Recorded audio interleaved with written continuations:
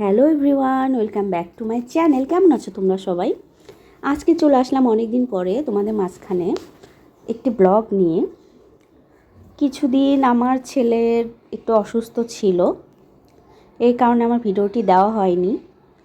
হঠাৎ করে একটা বড় দুর্ঘটনা হয়ে গেছে। আমার ছেলের হাতটা অনেক চিপা খেয়েছে, এত খারাপ অবস্থা হয়ে গেছিলো দরজায়।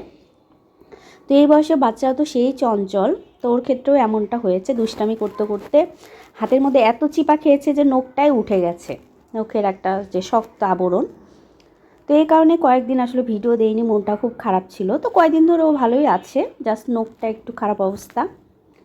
তো ভাবলাম যে আজকে ভিডিও করি, ভিডিও দেওয়া যাক, যেহেতু একটু ভালোর দিকে এখন। তো এই যে আজকে ডিম রান্না করছি ফুলকপি আর আলু দিয়ে। এরকম করে খেতে ইচ্ছা হলো, কারণ আমরা কিন্তু ডিম ফুলকপি দিয়ে ভালোই লাগে আমার খেতে শীতকালে। আর ফুলকপি হচ্ছে এমন একটা সবজি যেটা শীতকালে আমি আমার খেতে খুব ভালো লাগে এই সবজিটা। ফুলকপিগুলো কিন্তু আমি প্রথমে একটু হালকা জল দিয়ে সেদ্ধ করে ভেজে নিয়েছি। আর ডিমটা তো আমি আগেই ভেজেছি। আজকে অমলেট দিয়ে রান্না করব, আমি ডিমের অমলেট করে। বাচ্চারা আসলে অসুস্থ থাকলে তো কোনো কিছুই ভালো লাগে না, কোনো কিছুই দিতে ইচ্ছা করে না।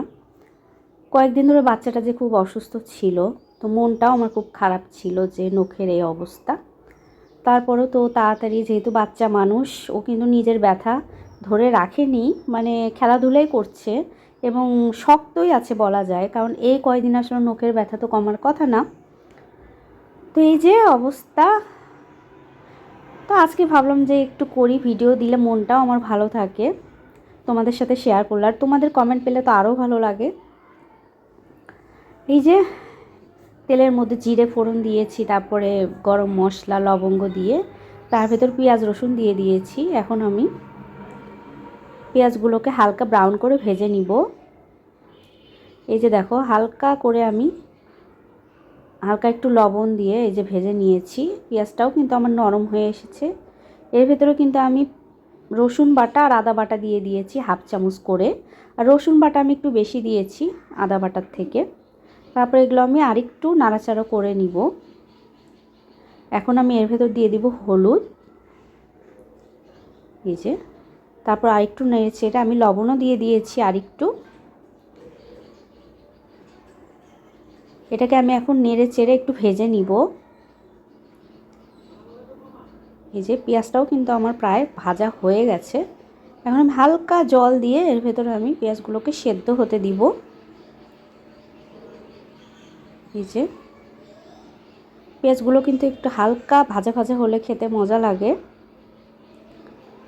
তো এই যে আরেকটু আমি এর ভেতরে জল অ্যাড করে দিচ্ছি। এখন একটু ঢেকে দিলেই পেঁয়াজটা কিন্তু আমার সেদ্ধ হয়ে আসবে আর নরম হয়ে যাবে। এখন আমি এটাকে একটু ভুনা ভুনা করে নিব। ঢেকে দিলেই এই যে দেখো তেলটা কিন্তু বের হয়ে এসেছে, তার মানে আমার পেঁয়াজটা কিন্তু ভাজাই হয়ে গেছে।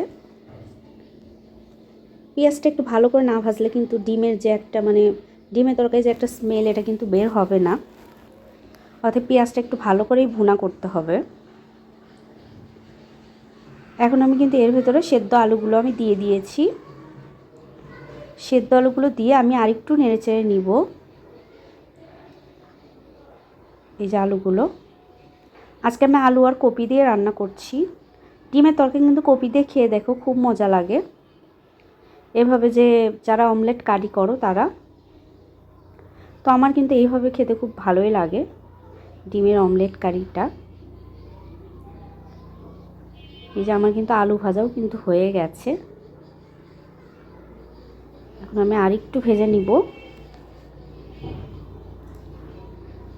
এই ভিডিও আমার কোনোদিন মনে হয় রেগুলার দেওয়া হবে না। যখনই আমি ভাবি যে একটু রেগুলার দিব বা কয়েকদিন আমি ভিডিও করব, কিন্তু তারপরেও কোনো না কোনো কিছু চলে আসে, যার কারণে আর ভিডিও দেওয়া হয় না।